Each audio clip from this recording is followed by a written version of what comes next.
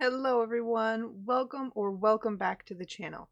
Today's video is going to be 5 tips or tricks or pieces of advice aimed at beginners for watercolor before you even begin painting. So these are tips and tricks aimed at the stages before you even break out your paints, before you even get going. This is all before then. So the first thing you want to do is you want to get your supplies ready.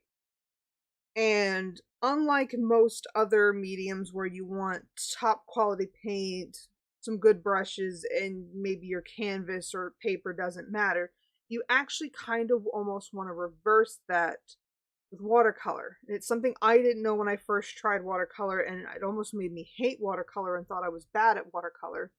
In that, I think personally you want your paper to be your first priority. So for here, I have 2 very popular brands of watercolor paper, and the Canson XL watercolor paper and Arch's 100% cotton watercolor paper. As you can see, I've used both of these. This one's missing a lot of paper. It's only got a few sheets left, and this one is a relatively new pad, but a few sheets are missing out of this as well. They both have their places, but for me personally, I use 100% cotton paper for my watercolor, and that's because cellulose paper, like the Canson XL watercolor paper here, the watercolor in the water sits on top of the paper, whereas with 100% cotton paper, the pigment and water seeps into it and absorbs into it and holds the pigment, and you're just going to have a much better time and be less frustrated with your watercolor if you go for the 100% cotton paper. And that's not to say that you can't use this paper, but it's a steeper learning curve and it's a little bit more difficult to use. And for me personally, when I tried this watercolor paper to start out with, it didn't work for me, and it took a lot of learning on how to use it, and eventually I did learn how to use it, but I much prefer this now. That said, this is actually one of my go-to papers for gouache actually now. So it does serve a good purpose for me in my studio, but just usually not for watercolor unless I'm testing supplies or swatching. But even then, I usually use 100% cotton paper for swatching because I want to know how it's going to act on paper that's 100% cotton in the future, which is how I'm going to use it. So the second thing you should worry about with your supplies, and this is still in the same tip and trick, is your brush is usually next. You want a decent quality brush. You don't have to get a high quality brush like this one. This is a silver black velvet. These are my favorite watercolor brushes. I've used them for years. But you want at least a decent quality one. You don't want a cheap multi-pack, cheap brush that the bristles are going to fall. You want something at least decent quality. At least enough that the bristles aren't falling out. That's what you want, because you don't want leaving bristles in your work and it's not holding water and it's just a mess. So at least a decent quality brush. And then interestingly enough, last is your paint. And while definitely a higher quality paint is nice to have, you can actually get away with a student grade paint much easier in watercolor than you can in, say, oil painting, for example. Right here is my Sennelier palette. It's a very fancy artist grade, honey grade watercolor brand, but I also started out with this Winsor and Newton Cotman set. I think they've redone it in the years. But as you can see, this set is well loved. I used a lot of the paint. You do go through student grade paint a little bit faster than you would artist grade. These wells are used quite a lot. For example, in comparison,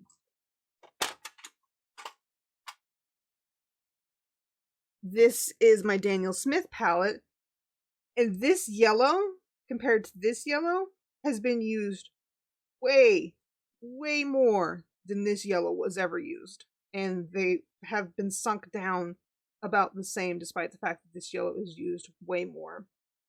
So you're going to go through student grade paint a little bit more than you would artist grade paint, but you can still get great paintings from a student grade palette for an inexpensive price. So it's a great place to start out and save your money. So save your money on your paints by either getting fewer artist quality paints or a student grade set, and go for the cotton paper to make your life easier. And that is my #1 tip to start you out with before you even start painting.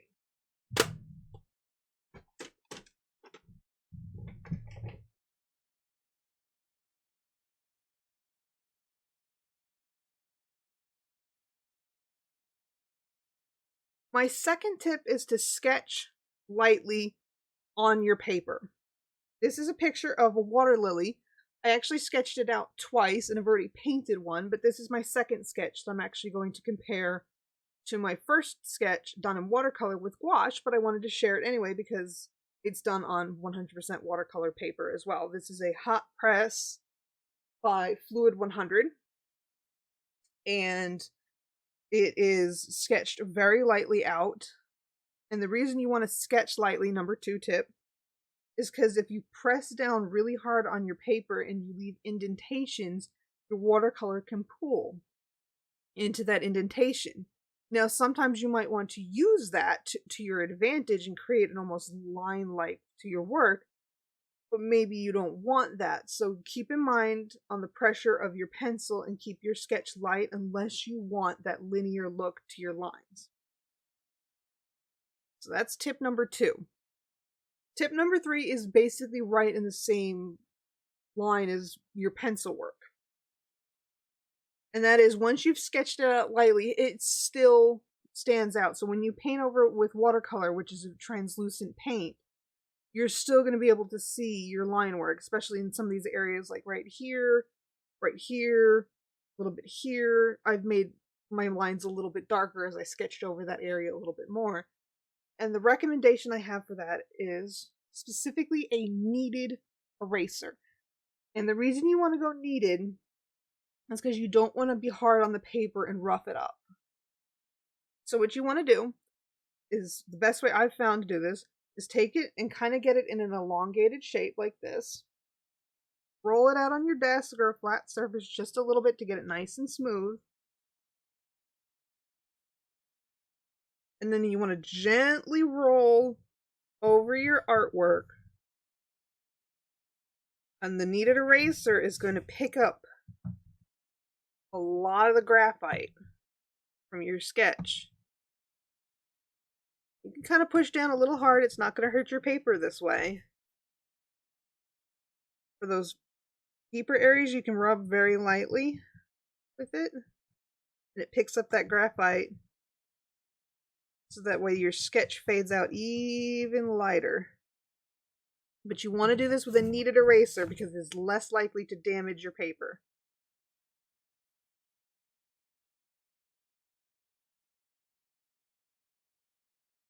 After you've done it a little bit, you're going to want to knead your eraser to get rid of the excess graphite. Roll it out again. And repeat the step until you're happy with how light your graphite is.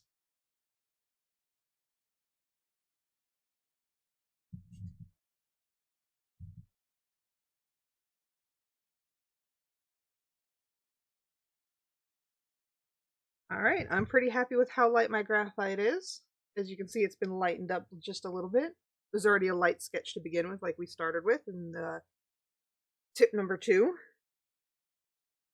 And now it's nice and light and easy to work with. Now, tip #4 is already done for us as well. And that you want to use a masking tape or an artist tape. Similar, it looks exactly like masking tape.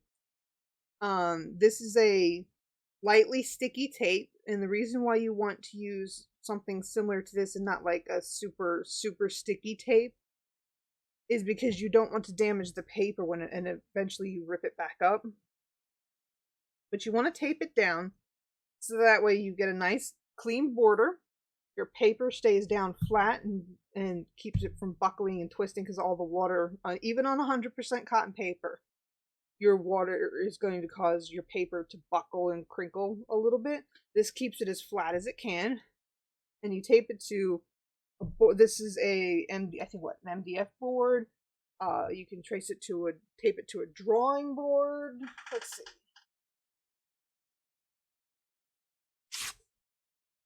I have a few in progress things, but here's a couple of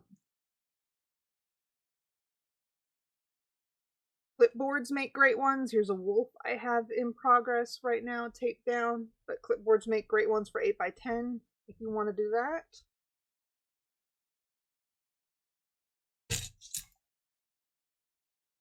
Drawing boards also work as well. So there's a number of different things you could tape it down to, and if you don't have anything at all, you could always tape it down straight to your desk. I personally don't like to do that, but if all else fails, you do have that option.